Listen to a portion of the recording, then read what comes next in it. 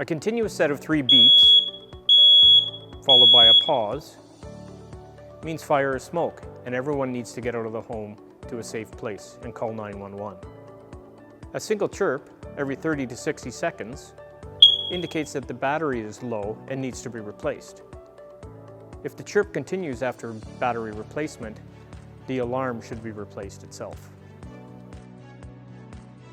A continuous set of 4 loud beeps, followed by a 5-second pause, means CO is present in the home, and everyone needs to get out to a safe place and call 911.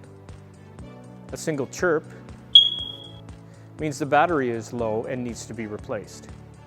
If the chirp continues after battery replacement, the unit itself needs to be replaced.